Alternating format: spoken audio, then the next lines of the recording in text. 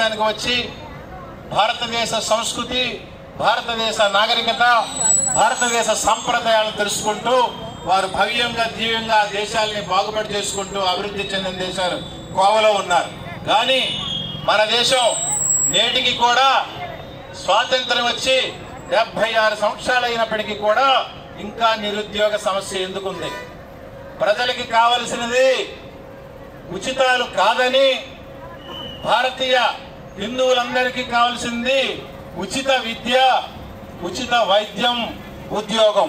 ఈ 3 ప్రజలకు ఇస్తే చాలునని తెలియజేస్తూ ఆ విధంగా ప్రయాణం చేసేవారు లోకంలో గణ్యత పొందుతారు, చిరస్థాయిగా వారి పేరు ఉంటుంది. కనుక సనాతన హైందవ ధర్మంలో శ్రీరామచంద్రుడు పరిపాలించిన రాజ్యము దేశము కాబట్టి ఇది రామరాజ్యం. రామరాజ్యంలో ఆకలి చావులు లేవు, ఆర్థిక ఇబ్బందులు లేవు, గిఫ్టులు లేవు, దానాలు లేవు. అందరూ ప్రజలు కూడా సుఖ సంతోషాలతో ఆర్థికమైనటువంటి పరపతితో ఉన్నటువంటి దేశం ఇది. సుసంపన్నమైన దేశం. ఈ దేశం నుండి ఎందరో దోచుకున్నారు. అయినప్పటికీ కూడా ఈ దేశం యొక్క స్థితి ఎన్నడూ మారుమోగలేదు. ఇప్పుడు ప్రస్తుతం భారతదేశం ప్రపంచ దేశాల్లో కూడా విశ్వగురువుగా ఉంది. భారతీయుడని చెప్పడానికి మనం గౌరవించినటువంటి స్థితికి నేటి దేశ నాయకులు కూడా ముందుకు తీసుకువెళ్తున్నారు. జై శ్రీరామ్.